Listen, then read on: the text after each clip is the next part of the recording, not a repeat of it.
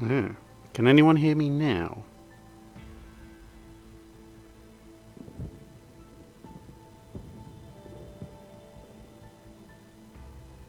Hello? Hello? Hey, everybody's out there. Okay, well, the audio part is working. I have no idea what the heck's going on with the black screen. Well, it's half the battle anyway. It's the first time using XSplit. This is probably half the problem.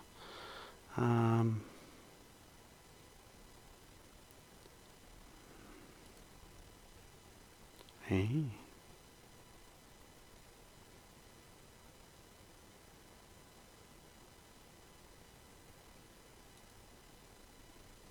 Let's try this. What happens if I do this?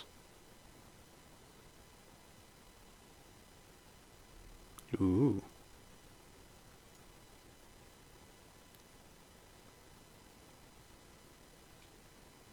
Aha! I have done a thing!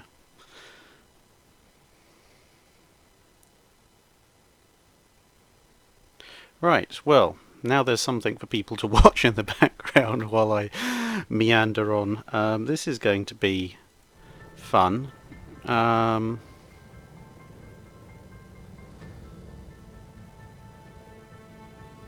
Right, so... I am so out of practice in this game, so forgive me. Apart from anything, I am going to be incredibly distracted trying to answer questions, so my gameplay is probably going to be absolutely appalling. Plus I'll probably be making lots of snarky comments at World of Warship's expense. So, let's see, there's my... oh, for the love of Pete. I spent forever and a day scrolling back through this Discord question list back to the point where I had last finished off asking it, and of course, because I'm scrolling on my mobile, when I reopen the blasted window, it goes ahead and says, oh yes, well, you'd like to see the latest questions, wouldn't you? No, I'd actually like to see the questions from several months ago, because that's where I left off anyway. I'm probably going to have to end up with a multi-screen setup for this. Where are we? May? No. Apologies if I miss anything important being said in the chat, because, as I say, at the moment I'm running this off of my my one screen, which is obviously showing me World of Warships, and my phone, which is currently showing me the Discord questions. So I'm probably going to have to set my tablet up to show me the stream questions, but I'll try and flip back and forth between the two until at least until I get fed up with Discord and its mobile format, and then I'll probably just start taking questions straight from the chat, which was probably not necessarily the idea in the first place, but never mind. Right, okay. Now I wonder, can I tab out and look at the Discord questions from here? Yes, I can. And that doesn't appear to be changing anything on the screen. Excellent. Okay, right, so that might not be too bad. That's right. Okay, so I can do this. I can actually have World of Warships on screen. I can have the Discord occasionally tabbed to grab questions. And what shall we play? The Eagle boat will probably be a good thing.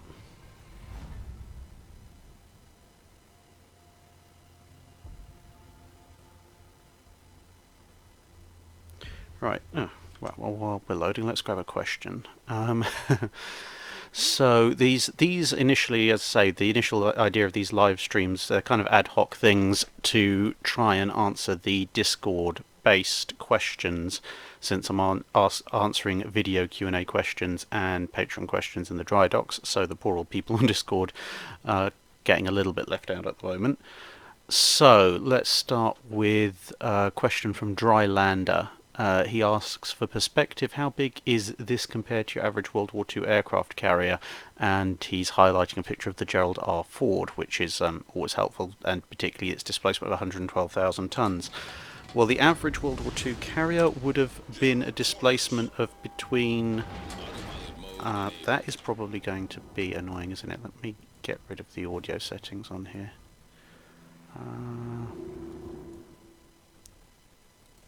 Right, there we go. Let's get rid of World of Warships. Audio. So, yes, Gerald R. Ford, just over 110,000 ton displacement. The average World War II carrier is in the 20s of thousands of tons generally for things like Yorktowns, Illustriouses, Ark Royal, etc. They don't really break 30,000 unless you're talking about stuff like Lexington and Saratoga, the holdovers from the Washington Naval Treaty, and you obviously then the Essexes later on as well. So you're talking about, for a grab bag of World War II fleet carriers, you're probably talking about a displacement of between a quarter and a third of a Ford class carrier. But that's not to imagine that the carriers are a quarter to the third the size. They're actually fairly substantial ships and well over 3/4 of the length of a Ford, but nowhere near the width, obviously, because you have the square cube law, where you increase the linear dimension, then area increases by a square and volume increases by a cube. So a relatively small increase in length will result in a fairly significant increase in volume, which is where you get the displacement from. So that is that question. Dr. Enhart, I just saw that question floating along the chat. For asking Discord questions, there is a Drydock questions channel on the Discord, and there's also a Drydock discussion channel where various people on the Discord usually answer various questions that have been raised. But obviously, you're asking me the questions initially. There's a questions for chat channel as well, but if you don't want me to answer them directly, but there you go. Obviously, some of these answers will be somewhat abbreviated because I'm doing this live. I don't have, well, I have access to my reference books, but I suspect this live stream will be very annoying if every question it was accompanied by 30 to 40 seconds of silence and banging as I haul down a couple of books and then start rifling through them to double check my answers. So obviously the answers will be a little bit more abbreviated compared to the regular Drydock. The stupid dynamic cursors.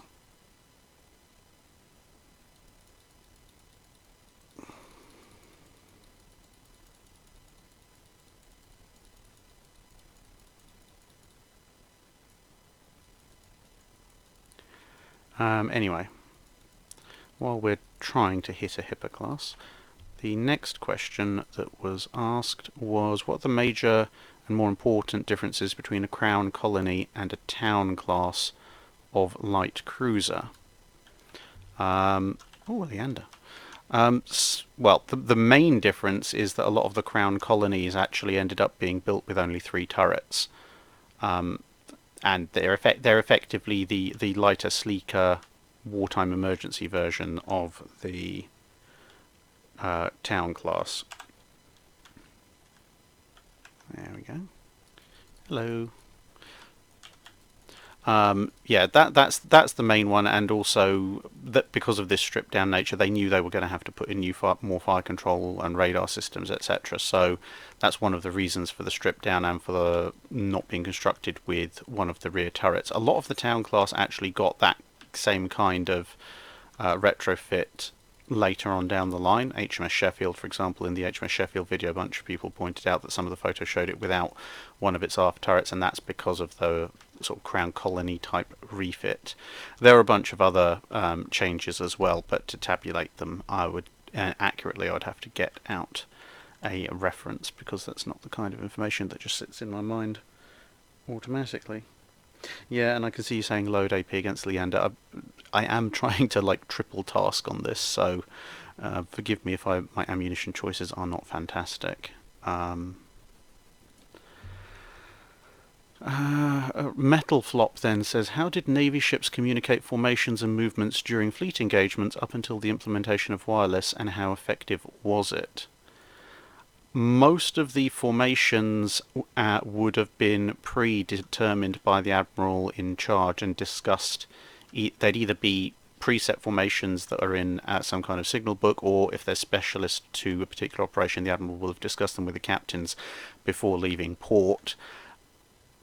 The movements will have all been dictated either by specific signals, specific agreed signals in the signal book, sort of turn 20 degrees to port, etc. Or if it was something a bit more ad hoc, you'd get something effectively akin to follow the flagship and do whatever it does, which is kind of what BT tries to do a lot at Jutland and various other engagements, which for obvious reasons you can probably guess why that doesn't work out very well.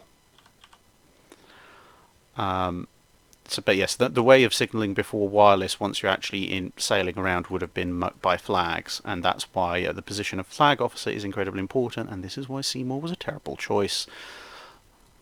Because not only have the flag signals got to be on time and properly executed, they've also got to mean something. And you can imagine with relatively few signal flags having to communicate very complex ideas at times, you need to get it right, and getting one flag wrong, or even picking your particular choice of wording, quote unquote, in the signal flags badly, could end up giving completely the wrong instructions, because some signal flags, although they did their best not to, some signal flags do look somewhat like other signal flags, and as a result, if you pick one that looks similar to another one, you can subtly change the meaning of a message. And you might look at some flags and think, oh well, they're actually very, very different. How could someone possibly get them wrong? Well, yes, if you're looking at them from 20 feet away, they probably do look very different. But if you're looking at them from 4 or 5 miles away through gun smoke and sea spray on a moving ship, A, they're much, much smaller, and B, your powers of recognition, especially if the lighting is bad, are not going to be anywhere near as good. Oh yes, the one of the paper ships. Those lovely little paper ships, the Russians.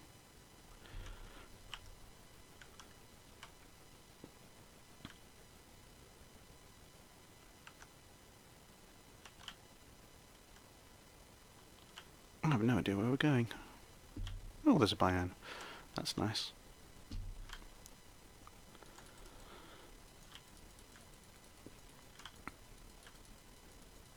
Right, so that's the signals question. So where's the next one? Drylander asks, what would the US have done if the Japanese hadn't attacked Pearl Harbor and just invaded the Philippines anyway? Well, the Americans probably wouldn't have been quite as ticked off with Japan as they were historically, what with the whole surprise attack on sovereign US soil and all that. That's not to say they wouldn't have been annoyed, because, well, it's still territory that's under American control. Oh, torpedoes. Yeah, you wouldn't quite have got the Japanese will be a language spoken only in hell kind of sentiments that you got towards the end of World War II, but they're not just going to let it go. The one problem with that kind of scenario is that it can really tip one of both ways, and in a naval war you really, really don't like to put yourself deliberately in a situation where the phrase, well, it could go disastrously wrong or wonderfully right, is anywhere near your operation. And that's because, well, if you don't attack Pearl Harbor, well, the US Pacific Fleet is intact. If the US Pacific Fleet is intact, then they're going to come for you.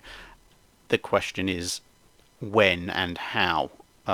In the Japanese ideal, you'd have the US Congress screaming for something to be done, because obviously something always has to be done, regardless of what it actually is and how effective it might be, at which point, in theory, at least as far as the Japanese are hoping, the Pacific Fleet comes steaming across, usually mostly made up of the standard class battle line, which is absolutely perfect for the Japanese decisive battle doctrine, and then they try and use the combined airstrike power of the Kido Butai and the cruisers and destroyers to try and pick them off and sink them all. Which, if all the dice come up as sixes for the Japanese, actually ends up being much worse than Pearl Harbor for the Americans, because you end up in a situation where all those ships are sunk or badly damaged and then picked off and sunk, except now they're sunk in deep water miles away from a friendly base, so there's no chance of recovering them, and obviously a lot more men go down. I don't think, speaking of going down, I don't think we're going to last much longer. Nope. No, we are not. So yes, that's it. That's the Japanese sort of ideal dream scenario. Of course, if the US Navy is able to get Congress to sit up and shut up and sit down for 2 seconds so that they can work out something approximating a sensible plan of action, what they'll probably do is assemble all the various carriers in the Pacific Fleet, maybe draw 1 or 2 in from the Atlantic Fleet, and then, well, not that the North Carolina and Washington could make anywhere close to their actual design speed without shaking themselves to pieces at this point, but they're still a fraction faster than the standards, and then head on over that way. I mean, the Japanese, if they go after the Philippines as a first pass, will probably horribly overextend themselves and head for something stupid like Wake Island, which would make things much, much easier for the US Navy.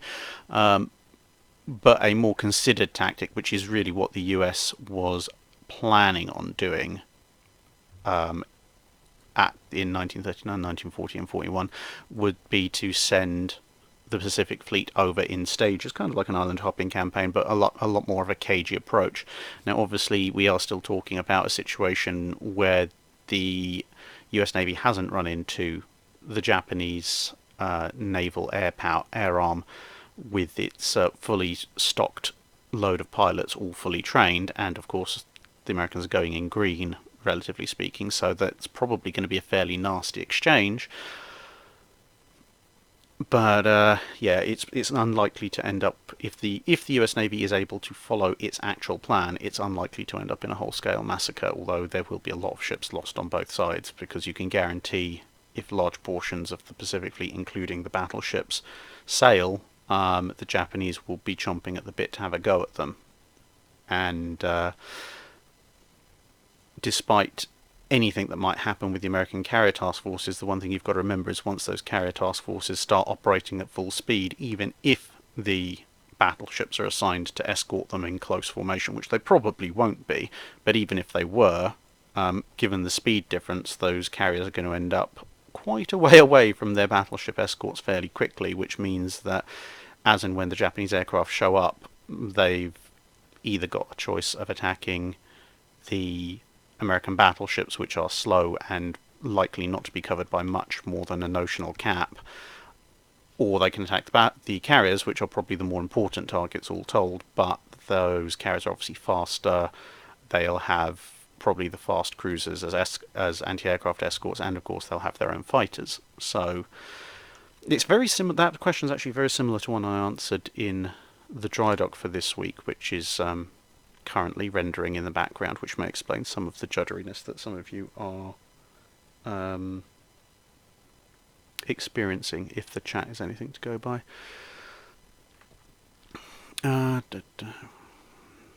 Commander War Daddy asks, was the Japanese Navy... Put me down. Sorry, that's my phone. Hazards of live streaming. Commander War Daddy asks, was the Japanese Navy aware of their lack of effective anti-aircraft guns and high-angle fire control equipment during the later stages of World War II? What do they do to combat the ever-increasing threat of Allied air power?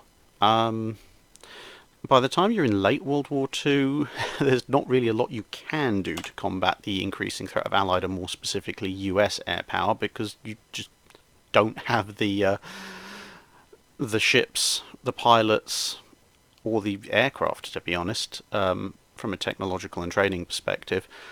The Japanese were somewhat aware of the 25mm lack of effectiveness, if only for the fact that American aircraft seemed to keep showing up in annoying numbers. But let's just say the Japanese Navy, as well as having a kind of almost Klingon-esque promotional structure and rivalry system, they were also not really the most honest when it came to reporting things. I mean, if you take the Japanese accounts at first glance, then having torpedoes full of oxygen on deck are absolutely no problem whatsoever, and absolutely do not pose a danger to any of their ships. Yes, I'm sure they don't. Just ask how well that went at the Battle of Samar, or any other number of battles that the IGN got involved with. And similarly, again, if you take the Japanese Navy reports at face value, they sunk something like 3 dozen American fleet carriers, which again, press F to doubt. But when you've got those same officers saying, yes, of course, our ship and our gunnery officer, or possibly it's the gunnery officer themselves writing the report saying, yes, of course, we have shot down many American aircraft, and there's absolutely no reason to question either our competence or the competence of our guns, because of course we've done our job most honourably for the Emperor. Reports of how this whole thing is going to shape up not necessarily the most reliable. So yeah, the Japanese were aware to an extent of the ineffectiveness of their anti-aircraft firepower, but they weren't aware of it to the extent that they probably should have been. And this is very embarrassing, isn't it? Why am I still going forward? I'm on full reverse.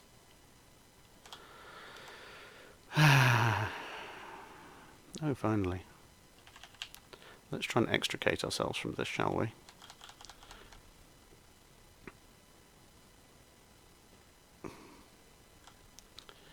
Right, well, whilst we are carefully reversing... Caution, this battleship is reversing. Please mind the gap. Luna Lashivia asks, who thought it was a brilliant idea to send the Kriegsmarine through a narrow strait and straight into the waiting guns and torpedoes of the Oscaborg fortress, leading to a delay in the invasion, sinking of the Blucher, and giving the Norwegian royal family and gold reserves a chance to escape? Well, that would be Kriegsmarine High Command. As with most things when it came to Kriegsmarine operational controls, to be perfectly honest, unsurprisingly. But they didn't... You've got to remember, they didn't actually think the Oscaborg fortress was operational. They thought it was obsolete, and they thought that meant it wasn't in service. Now, you might argue that's a massive intelligence failure, and yes, it pretty much is, but they didn't send Blucher into the straits going, oh yes, well, there's a Norwegian fort there, and I'm sure you can beat it in a gun duel. They sent Blucher in there operating on the assumption that actually that fortress was completely non-operational and everything would be fine. Oh, for flip, get out of the way! I've just stopped reversing into you, you useless piece of German engineering. Great. Oh well, well, this is going to end well.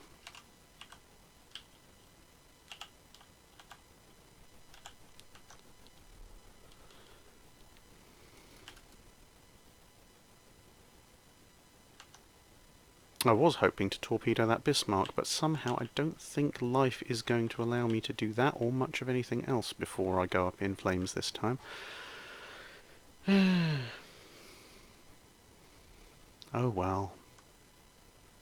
I'm going to blame the torpedoes. Yes, that's what happened. Japanese onboard torpedoes, that's what set me on fire. Clearly not the fact I can't steer worth a damn.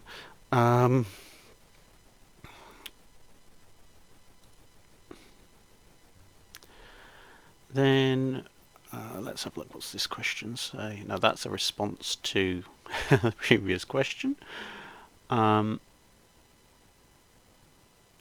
Okay, so Urban Mongrel asks, movie question. Set in The Master and Commander on the Far Side of the World, the Acheron is a brand new French ship, this film being set in 1805-6, but built in the United States. The ship is clearly crewed by a French crew. Given the situation in 1805-1806, the British blockade of France, does anyone see a way you could get a French crew to the USA to pick up the vessel, or sail the vessel to France and exchange American crew for a French crew?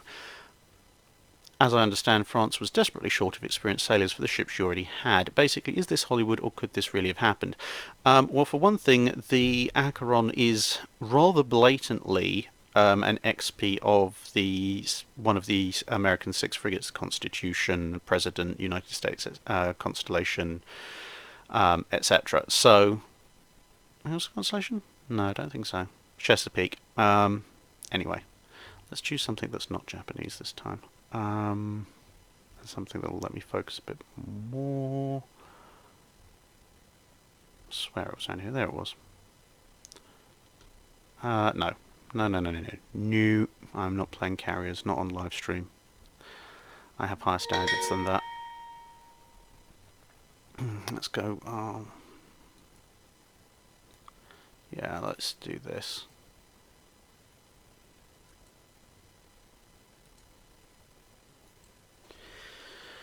Anyway, going back to the Acheron. Yeah. Blatant XP of the American 6 frigates that it is. The single biggest problem with the film's premise is that I don't think there's any way on this planet that the Americans would have parted with one of those things to the French in that time period. Maybe if the French had paid sort of double its cost in gold, then maybe, but for sake of argument, let's say for whatever reason they've decided on selling the French one of their super tough, super large frigates. Actually crewing it wouldn't be too difficult. The French did regularly slip small ships, frigates and such like past the British blockade. It was mainly operations involving massive fleets that they couldn't get past. So you could make a plausible scenario where a French frigate that's gotten out but can't get back in, because getting back in past the British blockade was much harder than getting back out, sorry.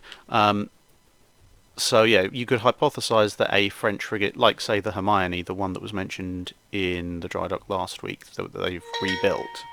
Sorry, I'm going to put my phone on silent because people keep texting me and I don't appreciate it. There we go. Probably should have done that earlier. Yeah, so like ships like the Hermione, they went out, and there's actually a famous painting, well, relatively famous painting for the French Navy of the Hermione slipping back into dock, which kind of says everything you need to know about the Napoleonic Wars from a naval perspective, when the famous British naval paintings are things like Trafalgar and the Glorious 1st of June, and famous French naval achievements recorded in paint are, we managed to slip past the British blockade without getting blown out of the water or captured.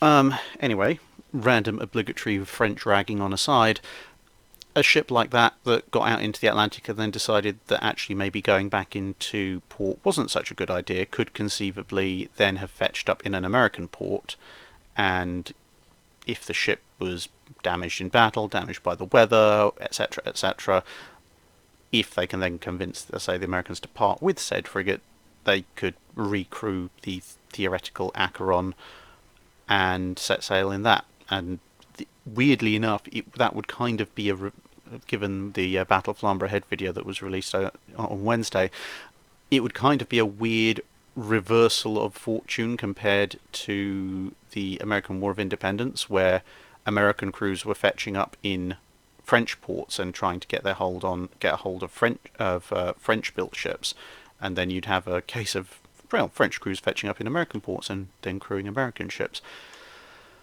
So yeah, theoretically plausible, at least as far as crewing the ship went. Where on earth they were going to get the ship in the first place, as I say, with the Americans unlikely to give them a ship like that, that's a completely different matter. It wasn't Metalflop, it's Mephalop? Mm-hmm. Anyway, he says, what exactly did the Soviet trawlers, aka disguised spy ships, do, as in what did they monitor and were they effective?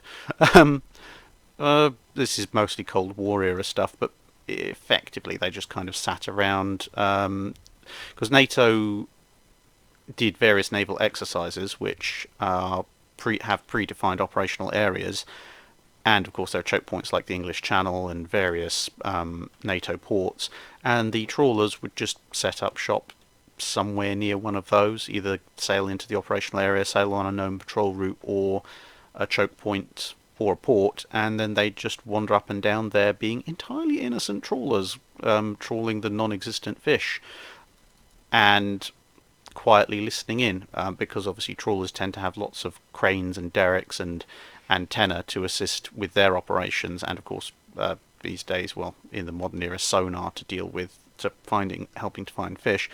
And at a distance, it's very easy to put lots of intelligence gathering apparatus in place of those, and anything other than a close-up visual inspection, which of course you would never do because that would be violating the sovereignty of the innocent Soviet fishing vessel.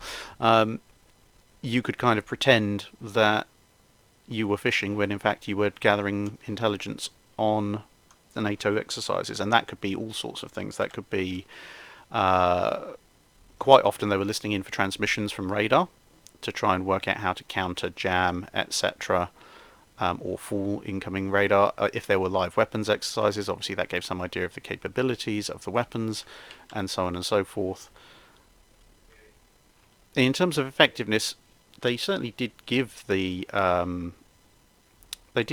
a certain degree of a leg up, obviously above and beyond what normal spying in the more human intelligence version gave them. But exactly how effective they were is probably something we're not going. Oh, lots of targets. It's probably something we're not going to discover for a while until more documents are declassified. And as I've said before on various other videos, the Cold War is not. Oh, that was nice. Is not so much my area of expertise. So, quite what the details of that kind of what those kind of operations were, I only have a limited knowledge of. Yeah, I told you my operational awareness, my sort of situational awareness in this game is absolutely atrocious. When I'm also trying to answer questions and talk to people at the same time.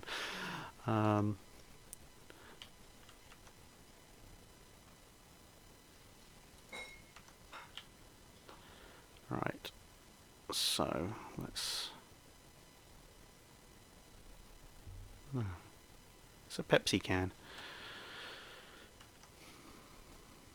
Come any closer to me, you flipping Pepsi can, and I'll show you what the Coca-Cola wars really are. In the meantime, let's victimize this New Mexico.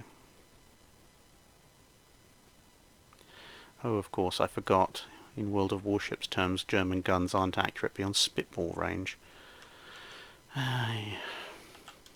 Let's put out that fire, it offends me.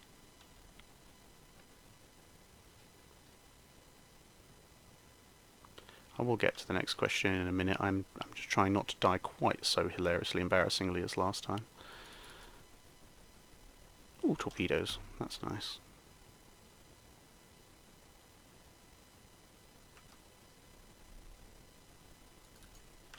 Right, well, while we're waiting for the guns to reload on that, let's grab...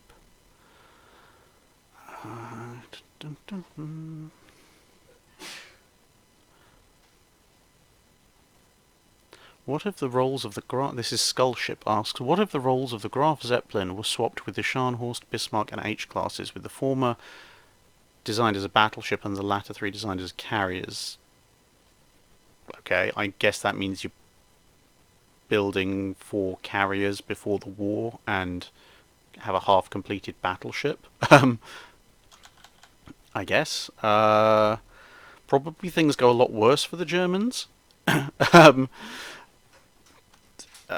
Yeah, I mean, what if you look at the ways they used the battleships that they had, especially the Scharnhorsts early in the war. That's just asking to get torn to pieces. The carrier operations for Germany are not really worth realistically, they're not worth considering in the Second World War. For the British, they've got things to protect in the Far East. They've also got the Mediterranean as a theatre, which is obviously a way away from the UK itself. But even the use of carriers in the Norwegian campaign was mostly because they couldn't get secure land bases for land-based aircraft. They certainly didn't want to be using carriers off the Norwegian coast if they could at all avoid it. Whereas for the Germans, they don't have a Mediterranean theatre to worry about. That's the Italians' problem. at which point they're restricted to operations in the Baltic and the North Sea, pretty much all of which are in range of land-based firepower. And if there's one thing that in the early part of the war a carrier's not going to survive against, it's going to be in being in range of land-based firepower. And they don't have anything with any particularly great range. I mean, yes, they have a navalised Stuka, which is a fairly good dive bomber for the early war period, but it's still a Stuka, and the Battlefront showed exactly what happens to Stukas when they show up with minimal to no fighter escort. And the Messerschmitt 109, or I suppose the BF 109 as it was in the early part of the war, again, on paper, brilliant kind of performance for a naval carrier strike fight, a naval strike fighter. But kind of similar story to the Seafire, it's a land-based aircraft, and it has even worse problems with its undercarriage being both wobbly and collapsible, and also the nose not really facilitating easy sighting of landing. The Seafire had enough problems as it was. The BF-109 is all of those problems turned up to 11. So I've always said those. You can take ME-109Ks out on the Graf Zeppelin, and you can probably fly them off once or twice, and then you're going to have a very interesting collection of broken aircraft after they've tried to land. So yeah, four German carriers, they're probably just going to get ambushed by Renown or something. The Germans certainly got a lot more mileage out of the Scharnhorst than they would have gotten out of any Scharnhorst equivalent carrier, for definite.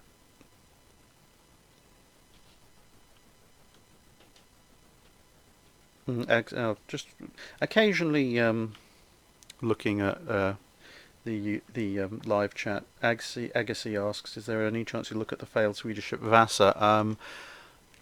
Yes, I will, but I'm not going to look at it in immediate form. I'm going to try and swing myself over to the museum in Sweden and do a video kind of like I did for HMS Victory, except on Vasa. Exactly when I do that, I kind of do want some form of break, because the holiday I've just come back from wasn't really a break. It was more of a I want to go and see and do things kind of holiday. I do have a week booked off of work in the middle of October, which is fortunately just before the whole Brexit shenanigans are supposed to sort themselves out.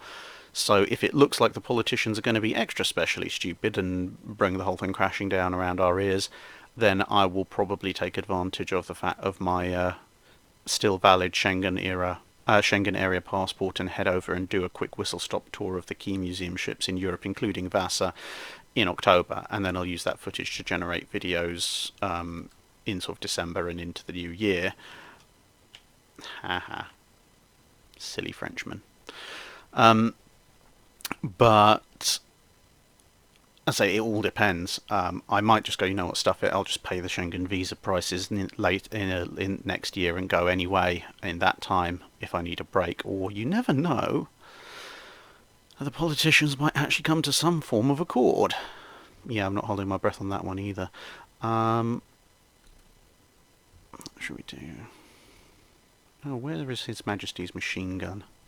That's always a turn your brain off and hold down left click vessel. I'm sure I had it here somewhere. Maybe it's up the front. Whee! Ah, what do you know? There it is. Let's grab the commander from Exeter. Let's go and inflict myself on somebody. Right, so.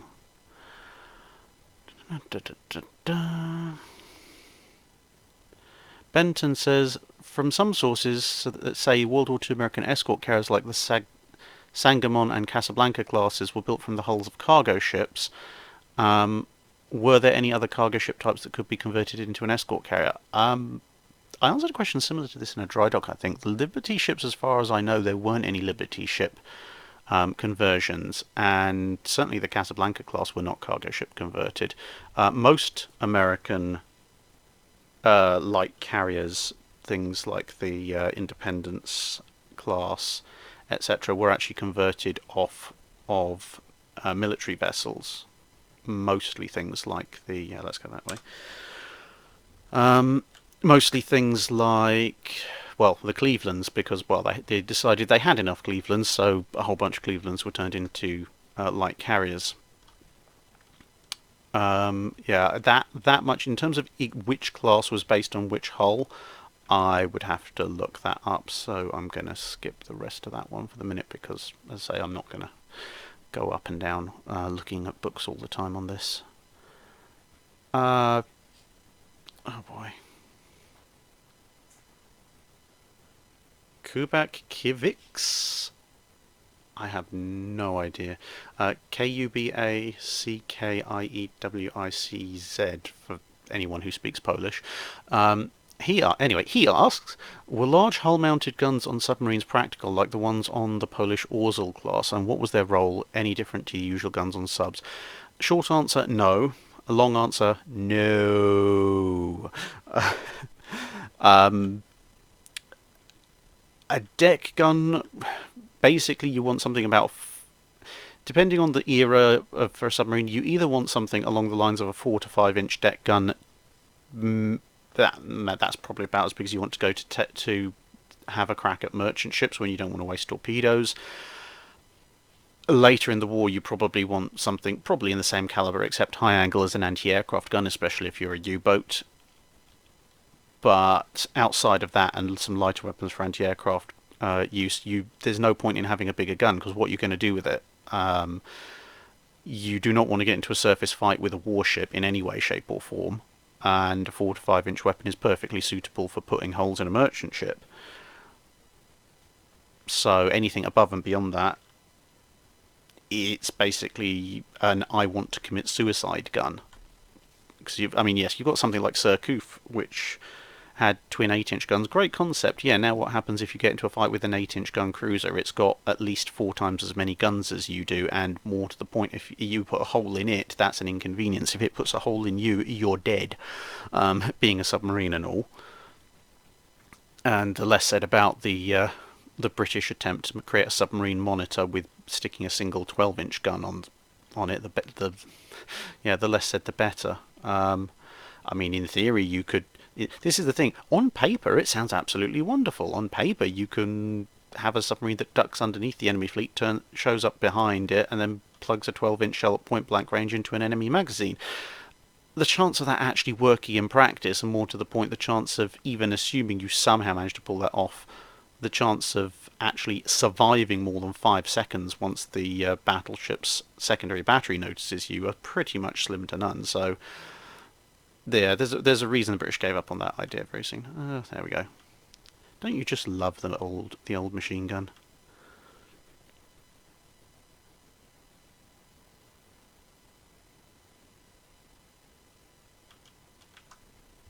They haven't come up with an all-red paint scheme for this, because then I could fire even faster. Oh, that is the same scenario. It's like every 2 or 3 days, somebody asks what happens if Scharnhorst, Gneisenau, and Tirpitz, and Bismarck and Prince Eugen all broke out into the Atlantic. I think I've answered it like 4 times. Could you do a video about Imperial Japanese radar? Yes, it will probably be very short, but I could. Why did the British call the Scharnhorst class a battlecruiser? Oh dear. Low caliber main weapon, main armament, basically. This is gonna hurt. Yep.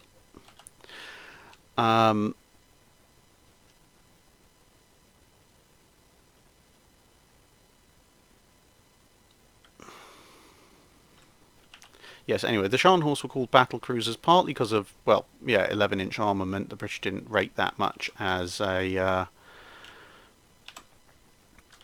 just while I activated sonar. The British didn't rate that particularly much as a battleship-grade armament. Also, the speed. The British had this wonderful habit of classifying anything faster than 25 knots as a battle cruiser regardless. officially of its actual capability. Although, whilst that was officially on the books, and whilst they did describe, there are documents describing HMS Vanguard, for example, as a fully armoured battlecruiser, which is one of the funniest cases of blatant lies ever. I think he's looking at me. Let's stop firing for a minute and reverse course.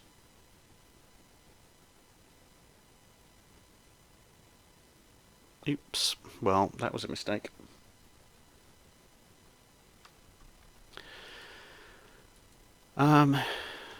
Where were we? What were we talking about? Oh yeah, Scharnhorst is a battlecruiser. So yeah, the British were rather creative in their interpretation of that distinct description, because obviously things like the King George V were capable of more than 25 knots and weren't classified as battlecruisers. And they acknowledged the Iowa as a battleship, although there's probably a lot more argument to be made for the Iowas being battlecruisers by some metrics, although not all. I'm aware that's a very contentious subject, as compared to the Scharnhorst. But yeah, it was, to be honest, it was mostly the armament. They couldn't quite bring themselves to call an 11-inch armed ship a battleship by World War II era. Where are we? Let's go up this way. You might notice I'm not necessarily particularly enamoured of playing with actual tactics. I'm trying to do my best, but I know full well that I'm distracted and therefore not going to be playing up to best speed. Right, that's a clarification to the previous question.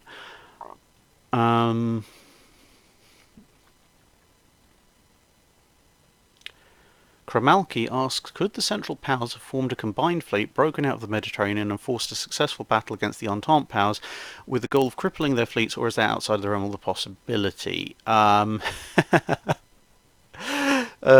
yeah. The Central Powers, given that Italy saw which way the wind was blowing and just switched sides pretty much immediately, the Central Powers in the Mediterranean, you're talking basically about Goeben, Breslau, what passed for the rest of the Ottoman fleet and the Austro-Hungarian navy. Putting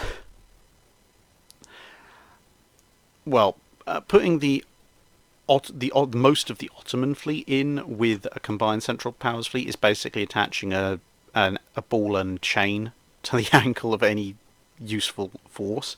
And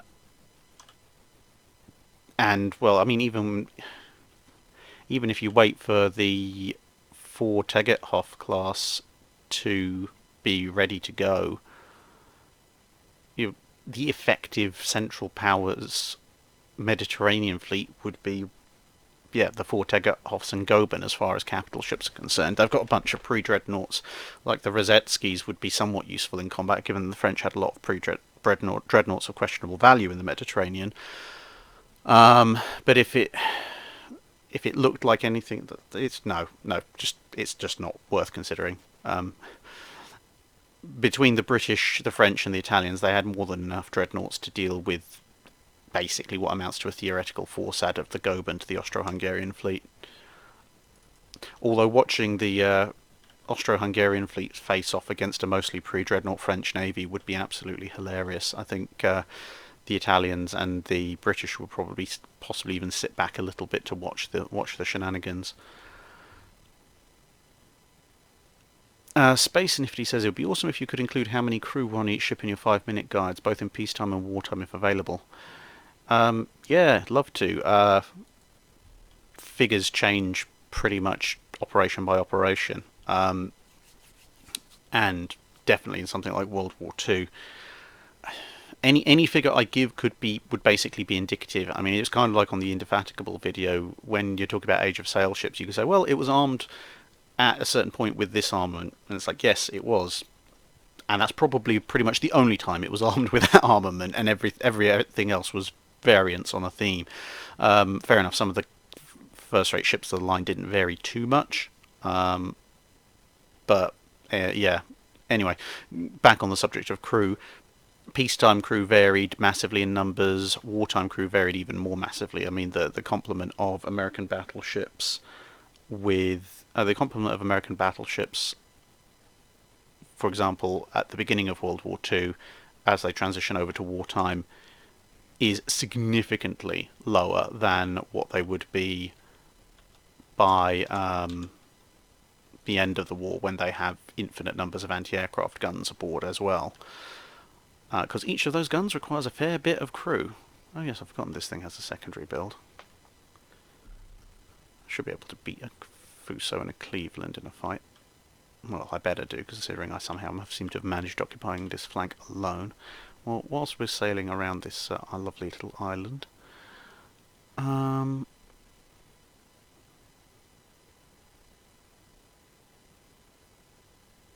Lost Beaver asks, aside from during the US Civil War, were there any other times monitors were used in an anti-shipping role, and if so, how successful were they? Not willingly. There were a few... Ooh, that was a mistake, Mr. Fuso.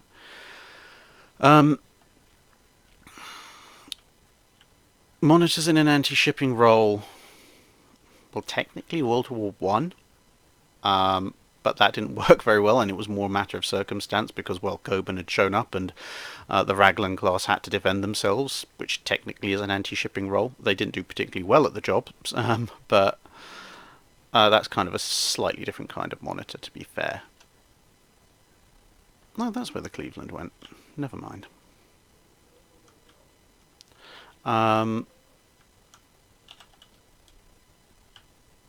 Oh, okay. This is potentially slightly more problematic than I'd expected. There were various Eastern European conflicts where monitors were used. The Leitha, that Austro-Hungarian monitor I did a review on, being a good example of that.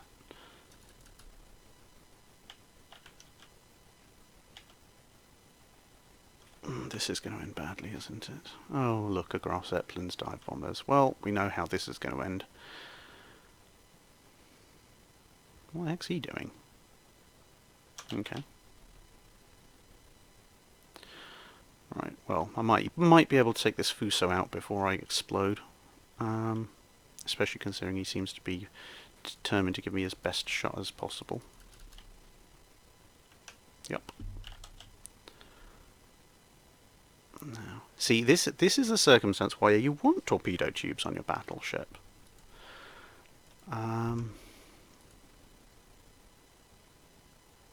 So yeah, monitors, anti-shipping role, not really much else. Second Lieutenant Butterbuzz Sierra asks, why was the concept of a maintenance aircraft carrier such as Unicorn or Shinano dropped after World War II? Basically, carriers got big enough to sort that out themselves. And also the pace of conflict had accelerated quite dramatically. So the idea of, so for those of you not aware, the idea of, well, Shinano was just a bad idea, let's leave it at that, but the idea of Unicorn was actually that it was going to be the lead ship of a fleet of support carriers, and the idea was that the British armoured carriers would be your frontline units, they'd be able to soak up damage, they'd have smaller air groups as a result of that, but then they would cycle back damaged aircraft to a small fleet of Unicorn class that were much further back, who would cycle forward, either repaired or new aircraft, and that would keep the strength of the frontline carriers up whilst the Unicorns repaired and, yeah, that just sounds dodgy, but while the Unicorns repaired and refitted damaged aircraft and resupplied and such. This worked in the 1930s concept, where the pace of war would be somewhat slower, but by the time you got... Yeah, let's go with this because that's funny. By the time the pace of war reached the tempo that it did, the latter part of the Second World War and into the Cold War, ranges had of aircraft increased, speed of aircraft had increased, size of aircraft had increased, so the idea of the slightly smaller support carriers just didn't really work very well. And at the same time, you had things like the Midways, which you had the Midways and follow-on supercarriers that basically were big enough to host spares and repairs themselves, and pretty much everybody else was using carriers that were... The carrier fleet was small enough as it was without having to divert funds into building a support class.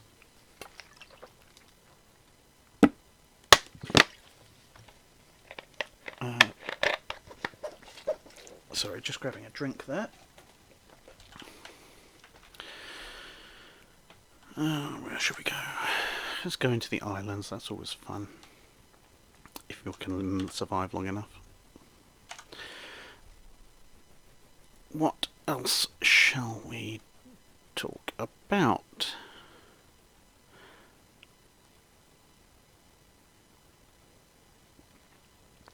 Commander Wardaddy again asks, what roles did Soviet destroyers and destroyer leaders play in World War II?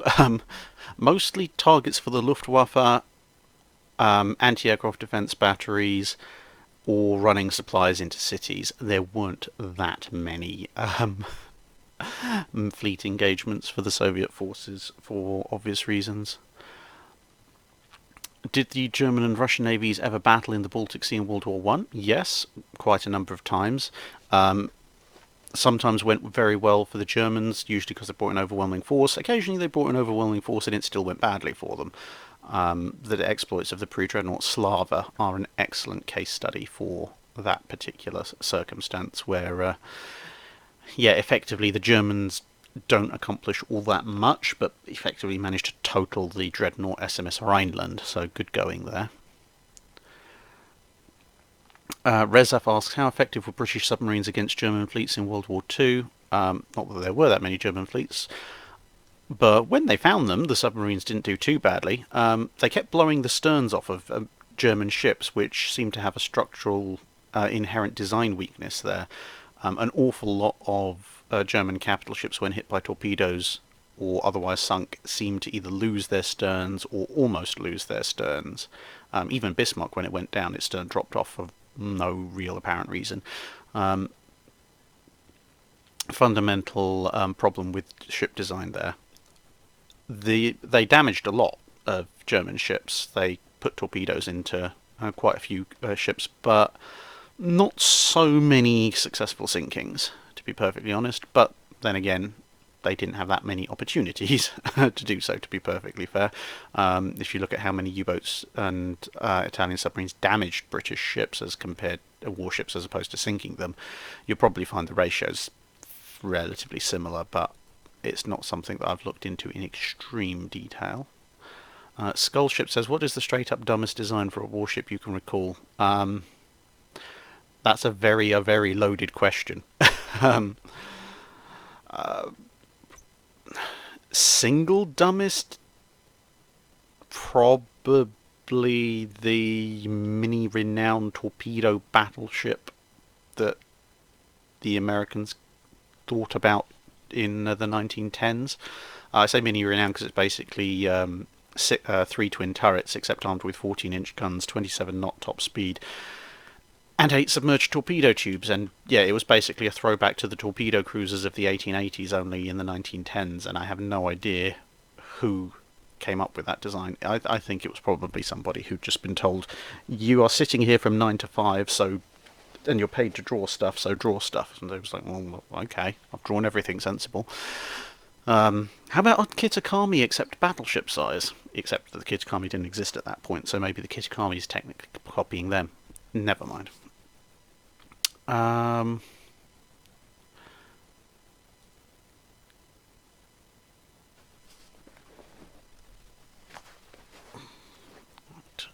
That's better.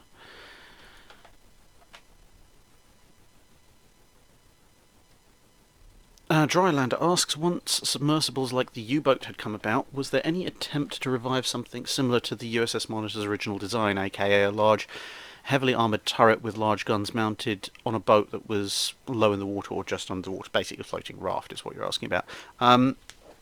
They thought about it briefly, then they decided it was a very stupid idea because it leaves you with minimal space, minimal reserve buoyancy, terrible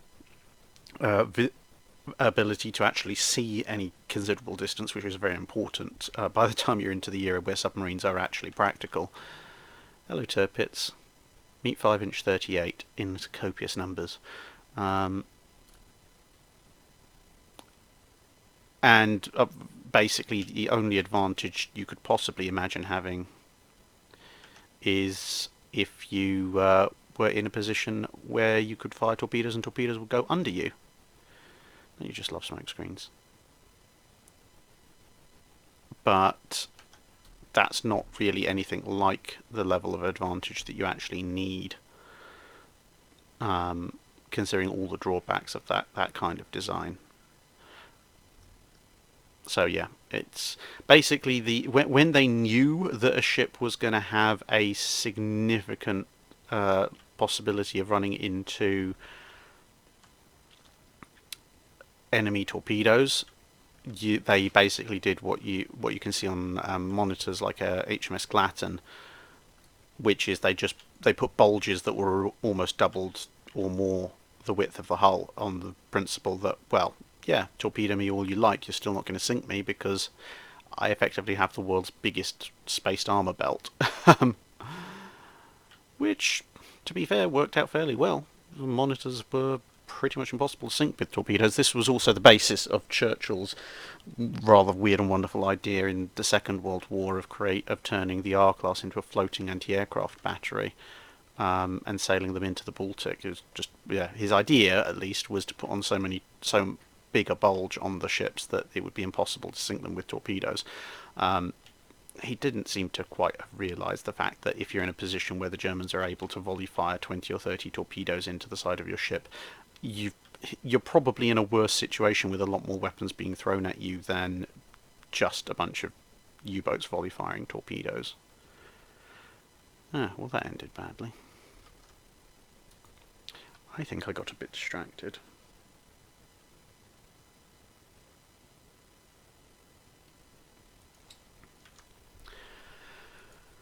Oh, 6:15 is not too bad time. Can you discuss the dynamite gun? I already did that. This is a question from March, so yeah, the USS Vesuvius video.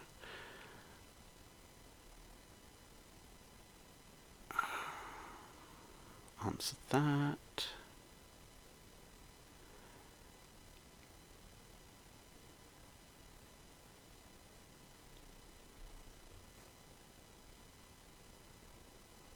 Little Boots asks, it was shown that sloped armour was quite effective during the American Civil War for many naval vessels, especially with the Confederate ironclads like the Virginia, Albemarle and so on. So why didn't the Royal Navy or other navies of the time experiment with sloped armour on ocean-going vessels in places such as the superstructure?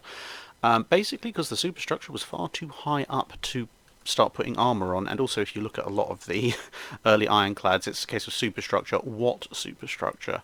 At some point when I go and do a video on the USS Monitor, yes, yes, let's go with this. Yeah, at some point when I do a video on HMS Warrior, sorry, not USS Monitor, on HMS Warrior, you'll see that basically above the main deck there really isn't a superstructure. There's a flying bridge, but that's about it. So what is there to armour?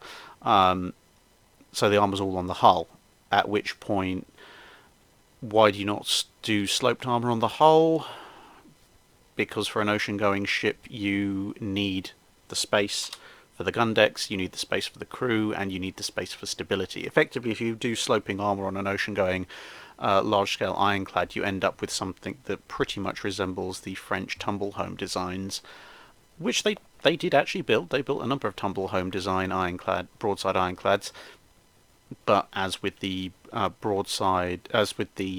tumble-home pre-dreadnoughts, they found out that stability became something of a rather major issue.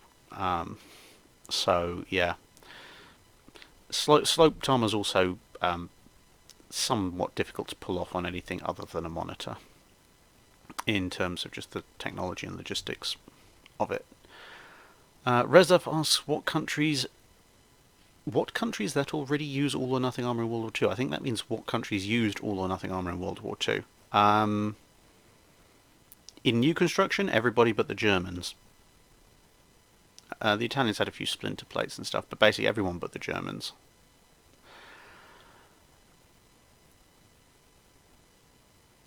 Drylander asks, if a shell finds its way into the fuel tank of a ship and explodes, it wouldn't ignite, correct? Unlikely. Ship bunker fuel oil is not particularly likely to ignite in that circumstance, at least directly from the shell explosion. Once it pours out into the water, it might well ignite from splinters and other fires and stuff, but directly from the shell explosion itself, no. Also, he says, while I'm watching the most recent video on the Russian circular warships, you can tell how old these comments are. You can't put copper on steel in seawater? Question mark. What is a galvanic battery? Yeah, basically, if you have some kind of ferrous metal and copper, and you have it in an electrolyte, which is basically a solution that can conduct electricity, which salt water very definitely is.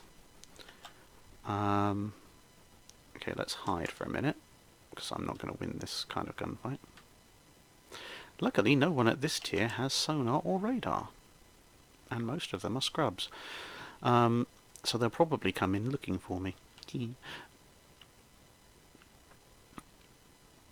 Yes, anyway, what were we talking about?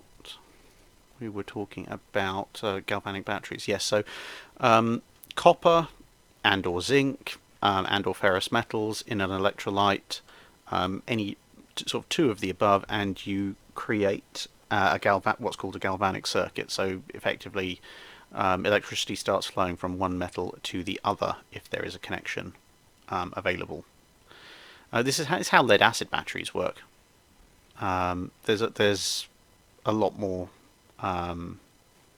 complicated chemical engineering going into it, but effectively you're creating a wet battery using two parts of the ship and the sea, which is not necessarily what you want to be doing, considering that comes with an awful lot of corrosion and oh, torpedoes. I wonder where they came from. So yes, effectively, the reason you don't want to do it is without some kind of insulating layer to separate them is because otherwise you'll create electrolytic action, and that will just erode away the ship, which is not a good thing because, well, watertight integrity is important for ships.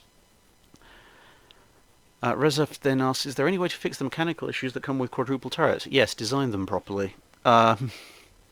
Failing that, an awful lot of troubleshooting and fixing. The quadruple turrets of the Richelieu and King George V class by the end of World War II were working relatively effectively.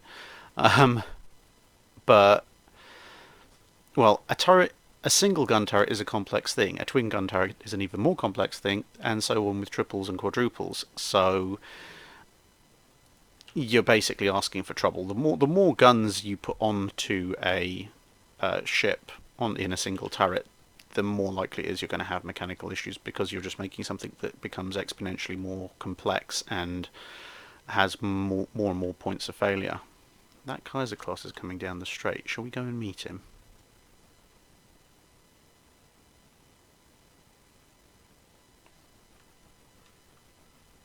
I'm on the EU server. To whoever asked that question, for obvious reasons. In evaluating real-world... this is from... Oh, for goodness sake. Stu from Seaconk, I think. In evaluating real-world warships, to what degree were World War II USN cruisers actually at a disadvantage because of their lack of torpedoes? Did this contribute to a lack of awareness of Japanese torpedo tactics, or did their focus on gunfire help them become more effective in gunfights? Let's... before we do that, let's reload on these. This thing is absolutely wonderful, so full speed. I think the phrase is he's right where I want him, because he ain't going anywhere fast. Oh no, I'm detected. Really, I could not have worked that out for myself. You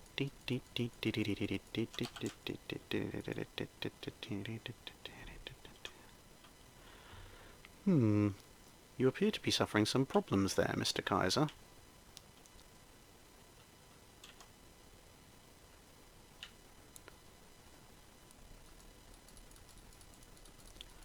And you too. This is one Russian broken ship I'm not complaining of, because it's freaking hilarious. Oh dear.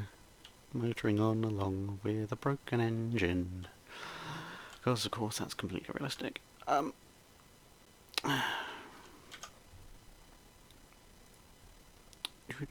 Anyway, USN cruisers, disadvantage, lack of torpedoes. You can make the argument, I think. I mean, it's a something of a difficult one to evaluate fully, because at the same time as saying yes, there are definitely scenarios where they could have benefited from having torpedoes. At the same time, you've got to acknowledge that most of those scenarios, the torpedoes probably would have been Mark 14s. At which point you might as well have saved the weight and used it for something else. And by the time the Mark 14 was fixed, you've already got radar and good fire control, so why would you need torpedoes to add insult to injury?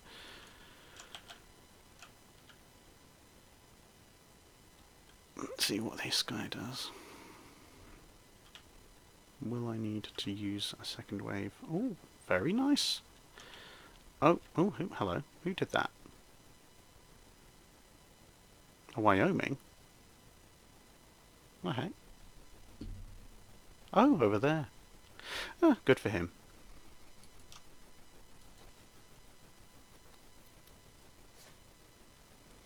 Any time for the second part of Voyage of the Damned?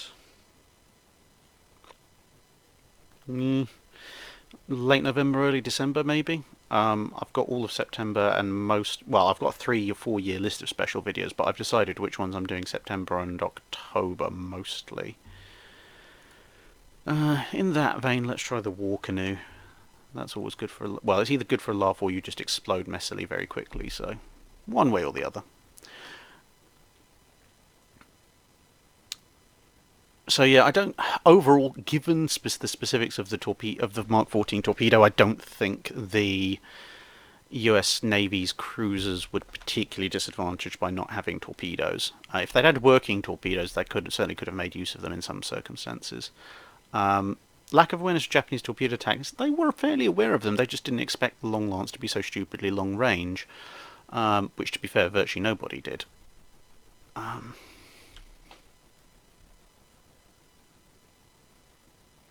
Tuning 3434, what is the topic you would never dare to touch due to controversy? I'll go after any historical topic, I'm just avoiding the modern ones.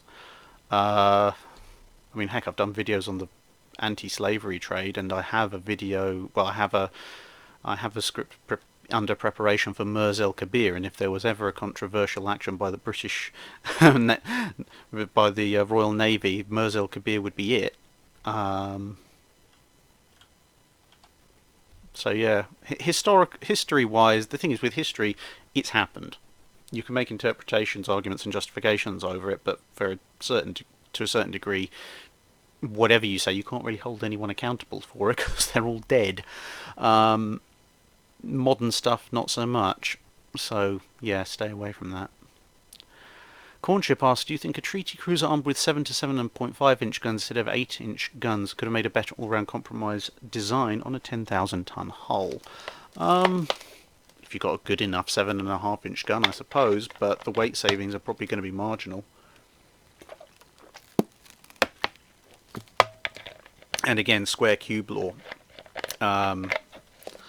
Square cube law is your enemy in that case, because even if you can somehow come up with some kind of significant weight savings for the 7 to 7.5 inch gun range compared to an 8 inch gun, your shell's going to be smaller, which means your bursting charge is going to be significantly lower, which at that point you're probably edging more towards the lethality in terms of explosive payload of a 6 inch gun, but you're probably pushing the rate of fire of an 8 inch gun, in which case you've got the worst of both worlds. I mean, if you can come up with some form of solving that problem, maybe you can get a 7 inch autoloader working a lot sooner than you can get an 8 inch autoloader working, then that might be a help, but otherwise not so much.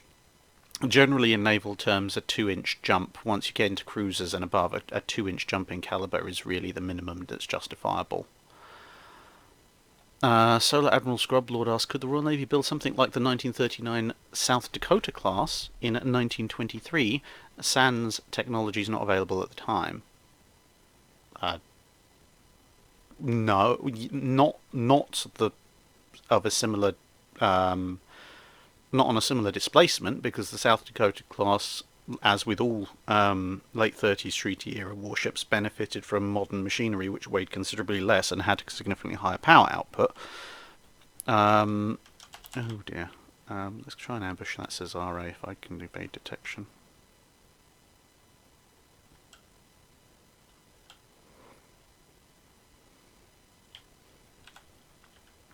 I'm not evading detection, but the Dallas class has flubbed that first shot, and I will probably be out of... Yep, I'm out of spotting range. For flip's sake, go away. Right. Well, this might discourage him. I have got similarly nice reloads on this slot. The good old war canoe.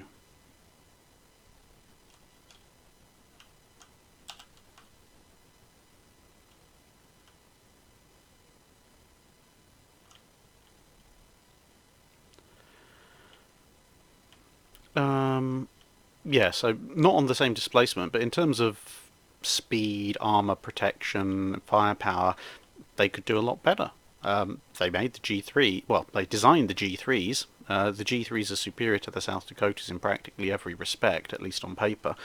Obviously, exactly how that would have worked out in practice, we can't say for certain, but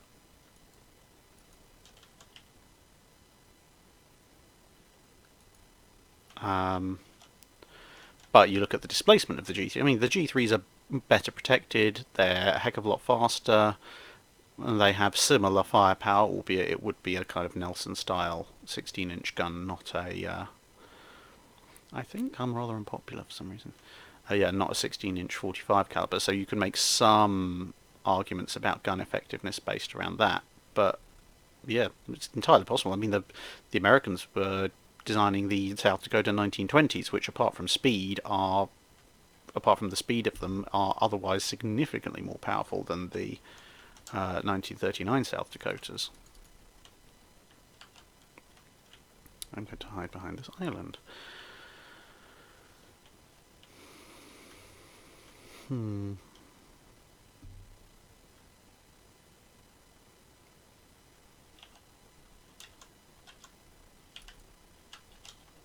Oh, what the heck, they're obviously not going to leave me alone.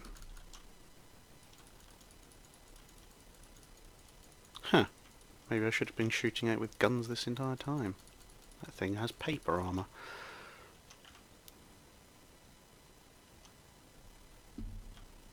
And apparently didn't see that coming. Oh well. War canoe possibly not such a viable unit.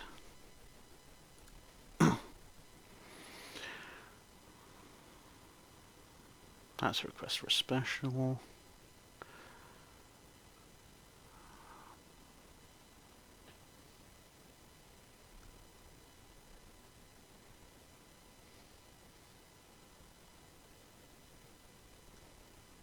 Mutsu asks, would it have been better for the Imperial Japanese Navy to leave the Mogami-class as light cruisers due to the 155mm being a good gun, and the Imperial Japanese Navy's lack of strong light cruisers?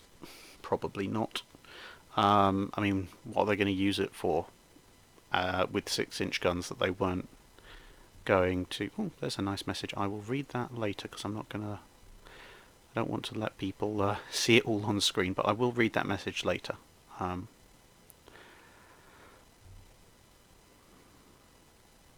yeah, let's take this out because reasons. I was trying to think of a good reason, and I can't actually think of a good reason. It's just I have it, therefore I'm going to use it.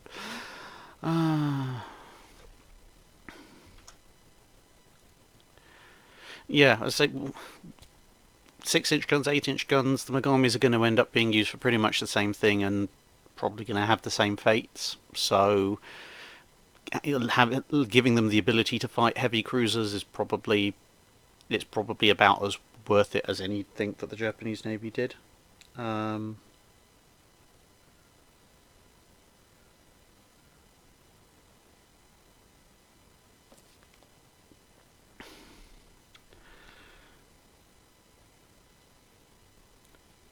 Okay, so that's...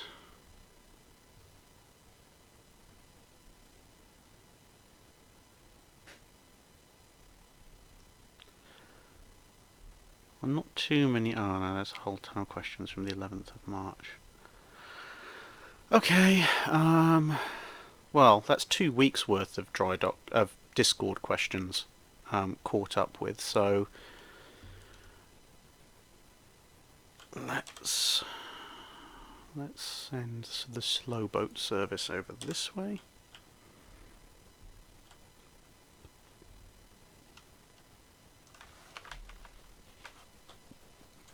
Now, because it's streaming,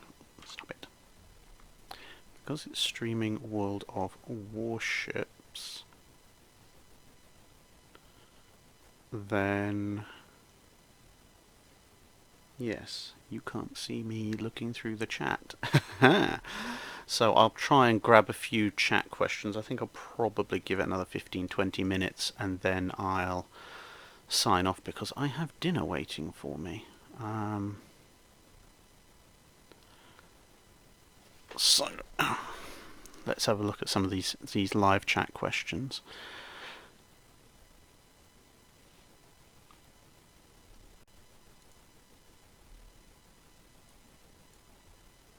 Ryan Martin asks, what do you reckon would have happened if the German High Seas Fleet sailed with the Russian Baltic Fleet during the Russo-Japanese War as part of Wilhelm II's spontaneous intervention?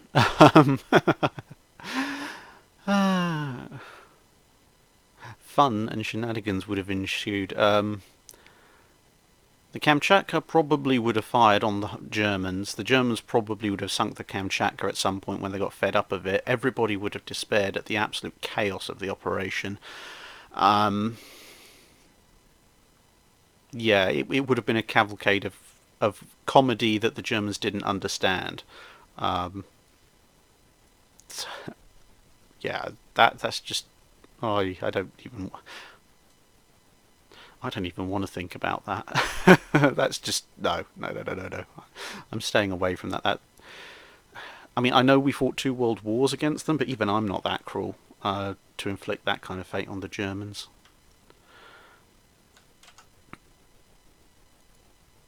Ooh, wrong question on the thread. Edward Kofa says, do you use Janes? I have a number of copies of Jane's fighting ships from way back. I have an original Jane's fighting ships in 1906, which is hilarious when you look over what they thought the Invincibles were going to be, and so forth. Yeah, I've got a bunch of original Jane's fighting ships from the early 20th century, plus, of course, Jane's fighting ships of World War I and World War II. They're a useful reference. I definitely don't count them as a main source for most things. There are certainly much better resources to use, and which I possess. One thing Jane's is very good for, though, which virtually no other source is that the original ones, at least, are very good at listing in excruciating detail all the minor ships that a lot of other books don't tend to talk about.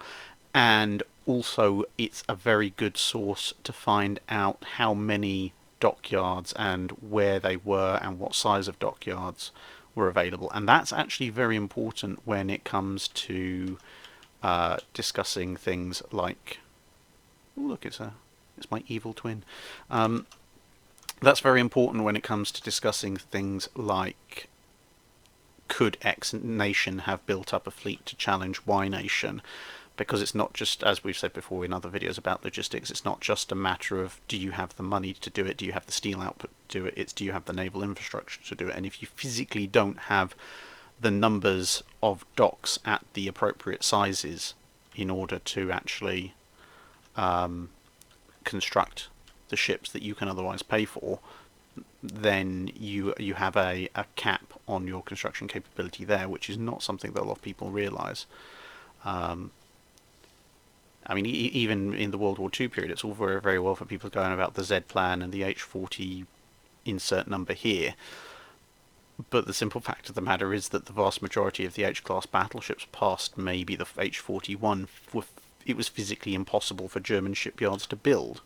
So yes, you can design an H-44 and an H-45 theoretical Uber ship.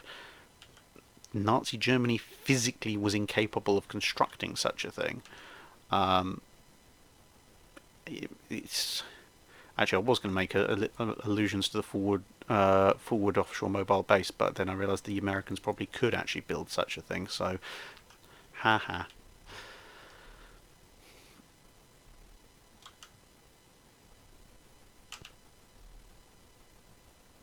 Oh, another Kinyatsu off. Never mind. I'm going to go off and fight this Wyoming.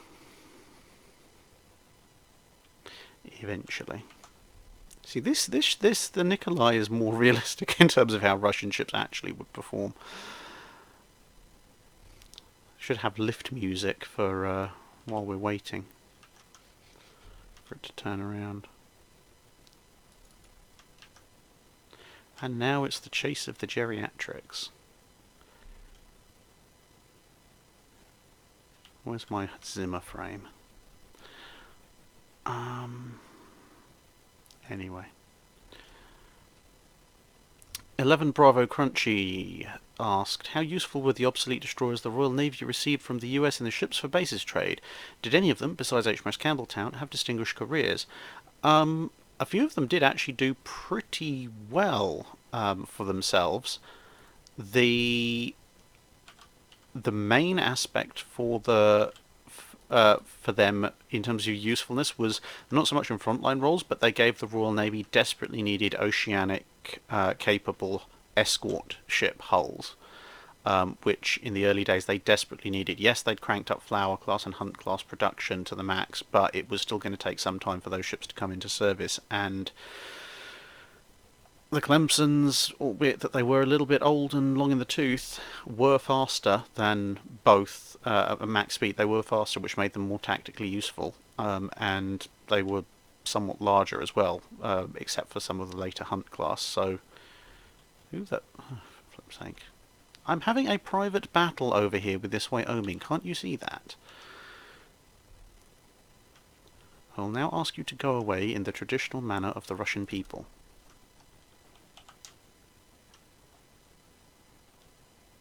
It wasn't a very effective request, but never mind. Although he's made the cardinal error of firing... It's an Orion firing AP. All wonders never cease.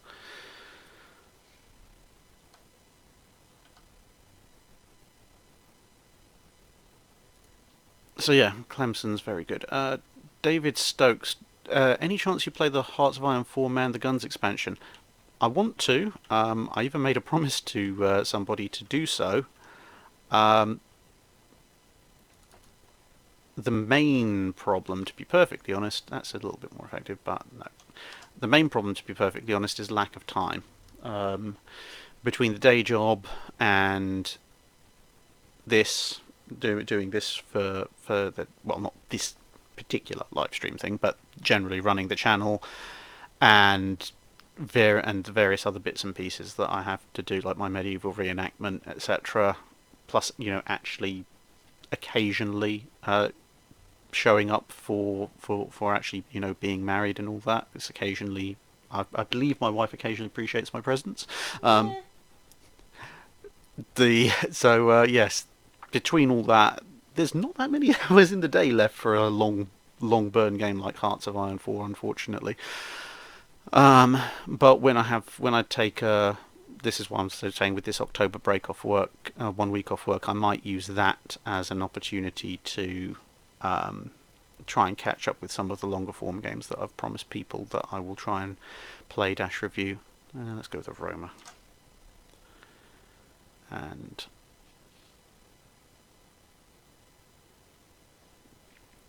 Bratian says, as a Hearts of Iron 4 dev, I'm sad to hear that, Drachinifel.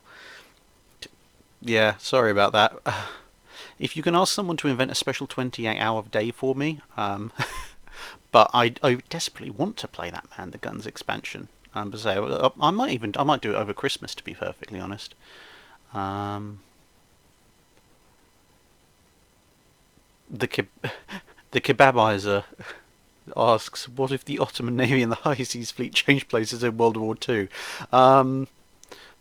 Sufficient gin would be drunk along with rum in the Royal Navy that possibly the Grand Fleet might have a number of collision incidents when they try to sail in celebration the next morning. Oh dear.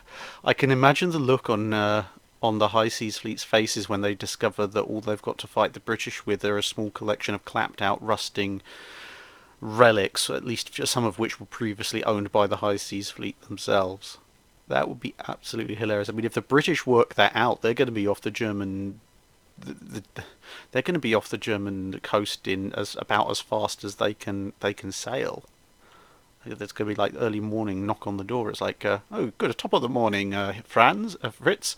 Have you heard the word about our Lord and Saviour, the high velocity naval caliber shell? Um, Then everyone figures out that the High Seas Fleet's fetched up in the Ottoman Empire, at which point everyone scratches their head in great confusion and wonders how the heck they're going to hold the Mediterranean. If they figure it out fast enough, they just stick a bunch of mines at the entrance to the Bosporus and call it a day, and watch as the Ottomans desperately try and figure out how to operate modern technology. The Ottomans did not take good care of their ships. Really, seriously. The Ottoman Navy, if they don't manage to, well, assuming that the crews go with it, if the German crews with the High Seas Fleet immediately sort out into the Mediterranean, they can do a lot of damage. If the Ottomans have any say in the matter and they hold them in place or try and get them to fight the Russian Black Sea Fleet for the first few months, which obviously they'll win, but after about a year, they'll be so broken down and rusted they won't be worth anything.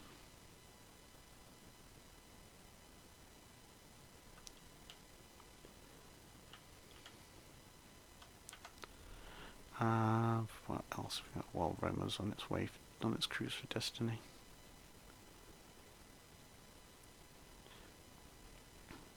Steve Homier asks, why were larger ships equipped with torpedo tubes in the interwar years? Because they still thought they were going to use them, basically. What's this? No, it's 5.3 inch. Right? Yeah, they still thought they had a place in combat, especially with cruisers, because cruisers could end up fighting all sorts of weird and wonderful things, as well as potential merchant raider roles.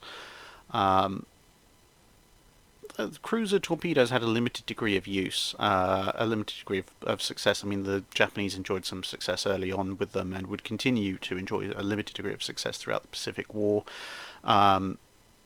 Various British cruisers made use of their torpedoes at various points in the war as well. Let's keep with the HE.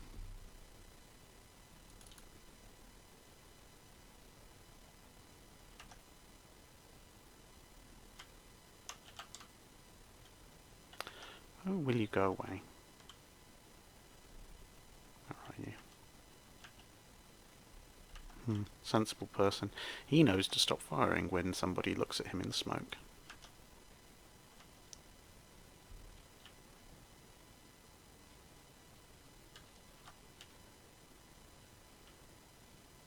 I wonder who that was.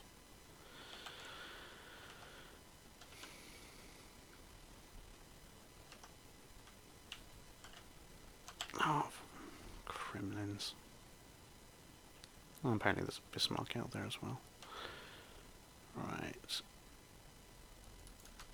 Go away, you silly Russian origami boat.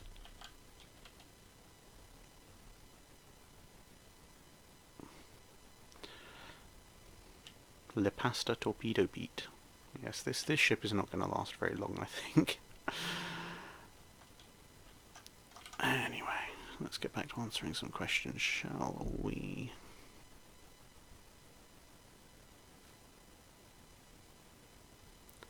Omega 21, what would have been a clever use of Force Z rather than its historical fate? Don't send them.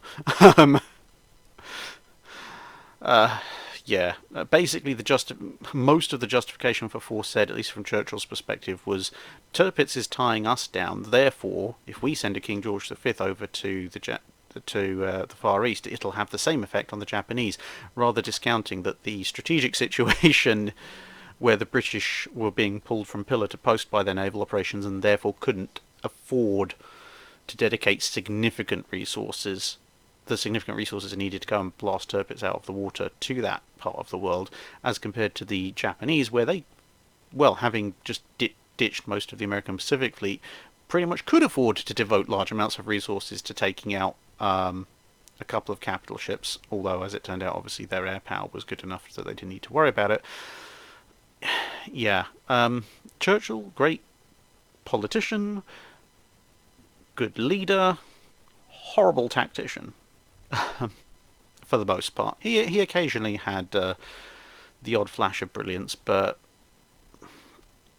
the more and more I read about his various harebrained schemes and the number of schemes the Admiralty and the British Army and the RAF had to rein him in from trying, I think it's more a case of a stopped clock who's right twice a day when it comes to the tactical level of operations. And Churchill. What should we do now? Maybe do something lower tier.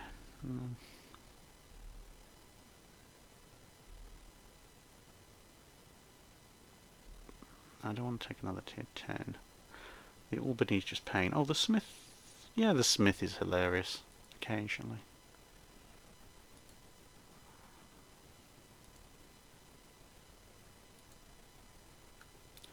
Assign Smith captain, because let's face it, it's tier 2. What?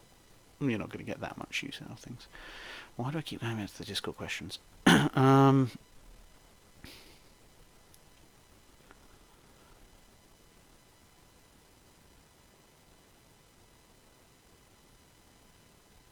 Kevin Hutchian? Oh. Did any nation other than Britain use something like the Hurricat, the rocket-propelled fighter deployed from merchant ships? Not really, because nobody else was forced to. The continental United States is not known for needing mass convoys of ships to keep it supplied. They have rather more than enough land space for that themselves, to keep themselves in supplies, and the Japanese never really had enough merchant ships to worry about major convoys, nor particularly would a single Zero Cat, I guess, be of much use by the time the Americans got going, because, well, rocket-propelled launch Zero is not really effective against submarines, and, well, what else are you going to use it against? An American carrier strike group? I mean, I suppose if you want to give away free kills. Japanese convoy, now with one free air kill in every meal.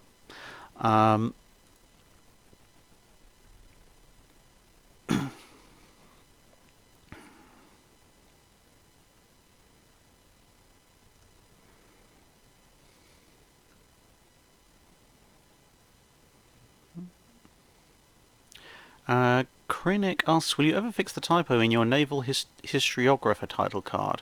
No, I won't. Basically, I know it should say Naval Historiographer, however, there is a channel that does various types of history, including naval history, called, I think, Historiography, or something like that. I can't remember it off the top of my head. But basically, the reason I deliberately chose the slightly archaic spelling was I didn't want to step on toes by deliberately taking a word that he was already using. So, yeah, basically that's the reason why that sort of archaic spelling dash typo is in there in the first place, and also the reason why I'm probably not going to change it anytime soon. Also, I'm spectacularly lazy when it comes to trying to put together graphics. It took the channel intro was done very kindly by a chap, and I don't want to bother him again just to fix one minor spelling issue, especially since, say, there was good reason for it in the first place. It's kind of the same reason why I have the robo voice outro. It's kind of a legacy thing. Acknowledge your mistakes and live with them. Don't try and hide them. At least not too much. Christopher Rollins says, given what the US Pacific Fleet did in World War II, how effective or vital was the British Pacific Fleet?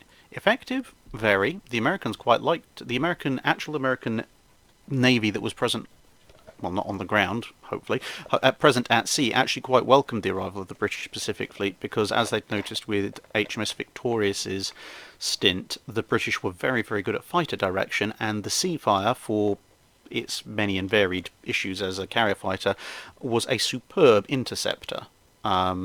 much better than pretty much anything else that was in the combined Allied fleets at the time, and as a result the Seafires generally ended up taking on the role of rapid response cap and aerial defence for large portions of the Allied forces. So I'm just going to grab a drink again. So yes, the Seafire definitely had its uses, and general British fighter control. So say the actual American forces that fought with the British Pacific Fleet did like them, so they were effective, and of course they had this wonderful habit of absorbing kamikazes and laughing, which was always good for pointing at and then laughing at the comical ineffectiveness of them. They did tend to run out of aircraft a little bit quicker for obvious reasons, because they didn't have as many to begin with, but the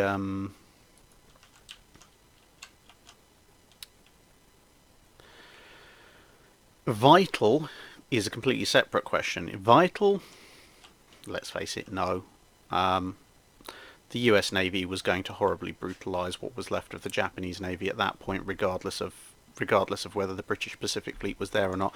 The British Pacific Fleet probably saved quite a number of US service personnel by having the additional fighter cover, as well as having the excellent capabilities of the Seafire as an interceptor, and of course by the fact that, as I said, the armoured carriers absorbed quite a number of kamikaze attacks that otherwise would have hit, possibly would have hit the much more vulnerable American ships. But it's not going to change the overall outcome of the war. It's basically a case of, well, the war ends with Japan defeated either way. It's just how many American servicemen are you prepared to spend to accomplish that. And as you probably picked up in various videos, I'm rather particular about making sure that you can save as many lives of your servicemen as possible wherever it's militarily sound. And that's why I really, that to be honest, is the main issue I have with Admiral King. It's not so much, it's not really anything to do with sort of British national pride about whether or not they should have been there at the kill for the final part of the Pacific campaign, because let's face it, as I say, the war was going to be won anyway. Yeah, that was a lucky shot. The main reason I object to Admiral King's attitude is effectively for his own personal nationalistic xenophobic tendencies. He effectively wanted to throw several hundred, possibly several thousand American lives away just to prove a point, which is thoroughly stupid. You don't need to sacrifice your men to prove some sort of petty nationalistic point. If people are there and they can help you, and they can overall save lives on your own side whilst helping you to achieve your war goals, why not? It's genuine. It boggles my mind that people don't see that sometimes in scenarios like that. Let's go back to the machine gun, because as I say, we're probably coming towards the end of this particular stream. Apart from anything, I'm running out of tango.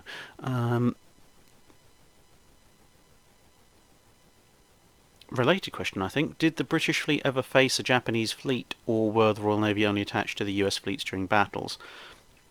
Full fleet-to-fleet combat? No. They came close a few times in the early to mid part of the war, but no, there wasn't ever a full-on fleet confrontation purely between, in terms of actual sort of guns flashing, bombs dropping, etc., between the British exclusively and the Japanese exclusively.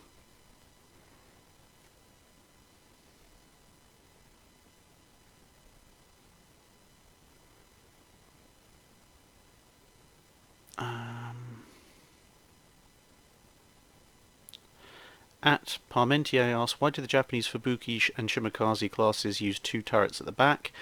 Weight saving. Well, they needed the weight saving, but also they had the superstructure quite far forward. for a destroyer, the twin dual purpose turrets they were using weighed quite a bit, and the bow is one of the least buoyant parts of a ship. Something the Germans ran into as well when they were developing their various larger destroyer classes. So when you're talking about something as heavy as a twin gun mount or a twin turret, on a destroyer, especially if it's a dual purpose mount, which is necessarily somewhat heavier anyway, it makes a lot more sense to stick as many of those turrets at the back as you possibly can. If you look at something like a gearing or a tribal, you'll notice that their turrets are the superstructure is set significantly further back relatively on the ship as compared to a Japanese destroyer, and that basically allows them to set the second turret over a broader part of the hull that has more buoyancy. Also helps that to a certain degree, the tribals and the gearings are a bit bigger than a number of the Japanese destroyers that were designed in that manner. Loderi, will this be uploaded afterwards? I think YouTube will save it? I don't know. I say this is the first live stream I've ever done, so meh. No idea. Yeah, 57.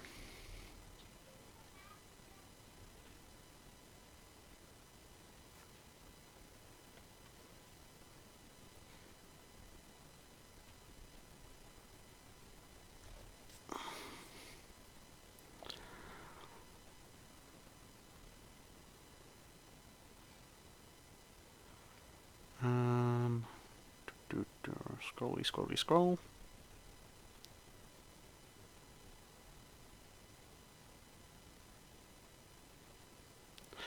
Mellow Pepon asks thoughts on KC if you've ever heard of it. KC to me means crop cemented, so yes, I've spoken at length about armour. So thoughts on KC. Necessary development in naval armour. I have a feeling you probably meant something else, but that's the first thing that comes to mind when you say KC.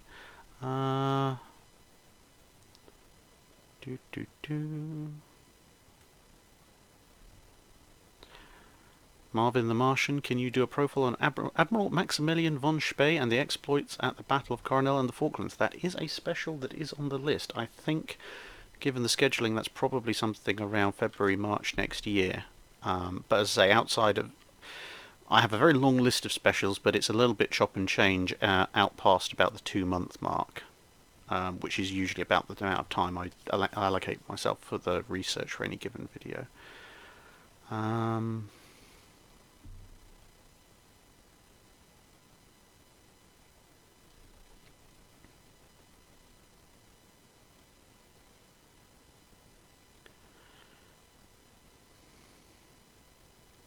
What can I answer in a minute or so? Reorder asks, if I wanted to look up a specific US World War II ship's history as a US civilian, what would be the way to do that? The US has actually been quite good at maintaining records for a lot of its ships. What I would recommend... It depends on the kind of ship. If you're looking at a history for a capital ship, a battleship, a carrier, and maybe a cruiser, what I'd actually probably recommend is digging up or getting access to something like maybe one of Norman Friedman's books on that particular type of ship, whether it be battleships, cruisers or carriers, etc. Because he does go into a fair bit of detail, although it's mostly technical, about certain ships. But the main thing is that along with people like D.K. Brown and R.A. Burt, he has an absolutely wonderful reference section at the back of each book where there's multiple footnotes, etc., and quotates or tells you where all the information's come from in terms of original documents. So this is what I tend to do if it's a ship that I want to know specific information about, is I'll look up one of those books, I'll see what it has to say in general about the ship, and if there seems to be something that's very promising or covered in a little bit of detail and sounds like there might be more, I'll then go and look at, okay, well, where are they referencing this point from? And then go and look for those documents. Most documents, if you're talking about World War II and previous, should be available to a US citizen when you're talking about US warships, if you know the right places to go. So that's what I'd use the book for. I would find out what these documents are. It usually says where they are as well, or you can usually look them up and find out where they're from, and then go and look up those documents in a lot more detail if you want specific operational notes about a ship. The other one, to be perfectly honest, again for larger ships than anything else, is probably actually NavSource. It's mostly photos, but NavSource has one of the most comprehensive photo records for an awful lot of larger US Navy ships, and quite a number of the more obscure and smaller ones as well, but it's much more complete for the larger ships. And there's a lot of sort of period era PDFs, scanned PDFs of newspapers and such as well, which help. And that can give you a lot of, not necessarily, I wouldn't say incidental information, but it's kind of like there's so many photos and they're usually very well labeled, so you can find things out, like it'll say something like, here is USS Northampton on the summer training cruise of 1936. I have no idea whether the Northampton went on a summer training cruise in 1936, by the way. That's purely just a random example. But when you see that kind of information, that will not only give you a visual reference, but it'll tell you that ship was doing that thing at that time. So, I mean, for example, a lot of people know about the German fleet coming into Scapa Flow at the end of the First World War. What not so many people tend to know is that the Americans also had a kind of victory parade for ships after the First World War, which was actually quite impressive and very well documented photography-wise.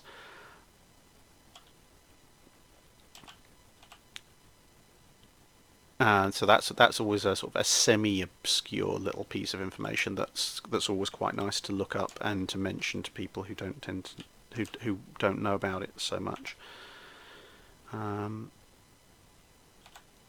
Yeah, I'm not getting into a straight-up fight with a Grosser Kerr first, thank you very much. I will, however, get into a torpedo fight with one. Assuming that he survives that one. He's still looking at me, so I'm going to say no. Alright, he's looking away. Good. Now he's looking at me. That didn't do very well.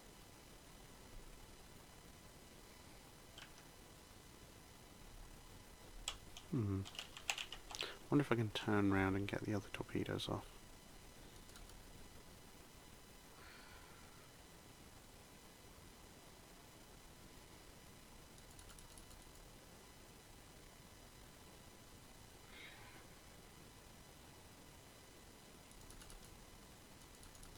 I've seen my torpedoes, but the Gearing's torpedoes are probably still going to get him.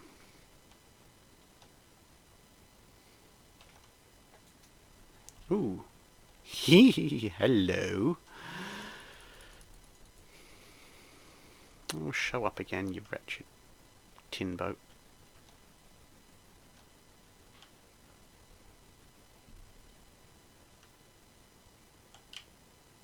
There he is.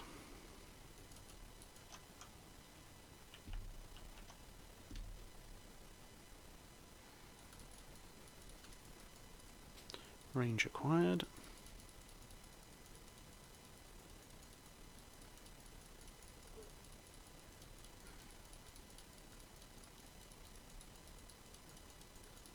Come on, I know how this ship works.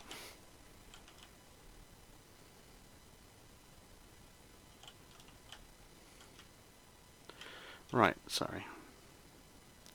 Little bit distracted there.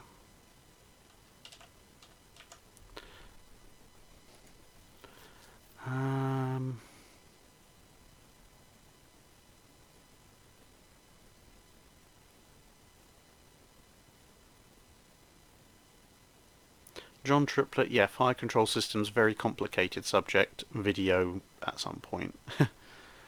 Sunson asks, hi Drachinifel, did you used to be in the British Marauders clan in World of Tanks? If so, we met at Tankfest a few years ago, great to see you doing well. Yes, yes I was. Yes I was. Good old British Marauders, one of the best clans to be in World of Tanks back in the day. I think everyone's gone their separate ways these days, but yes, if anyone from the old British Marauders clan does happen to spot me at Tankfest or any other similar event, do say hi. I kind of miss those days somewhat.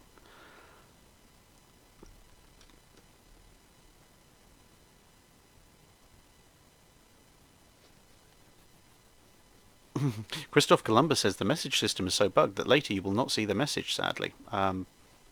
Well, case in point, I have seen this message. Operator Who, have you got any exciting replays to send to Jingles? Exciting gameplay, definitely. I've had some very nice games. Unfortunately, I still haven't figured out turning on the replay system, so so many games I'd like to send, and I basically haven't been bothered to turn on the replay system, so I don't actually have the replays. I mean, this thing actually scored a ridiculous kill streak. I think I got a double Kraken in the Minotaur at one point. I mean, there's a reason I've burned well over 1 million free XP in this blasted thing. It is a fun ship. The less said about the Neptune, the better, but anyway. Have I tried rule... I'm just going to take some off of the last live stream bits. Have you ever tried to rule the waves? Yes. Oh, replays are on by default. Oh, right. I'll have to search my directory and see where they've gone. Yeah,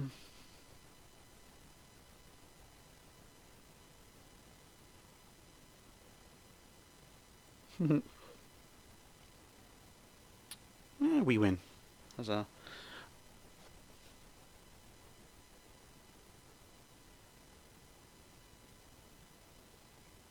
Okay, that's taking a while to come up. Yeah, not the world's best game, but okay. Well, now that I know that these replays are actually around, I will see if I can dig up some good ones at some point. Again, where I've got the when I've got the time.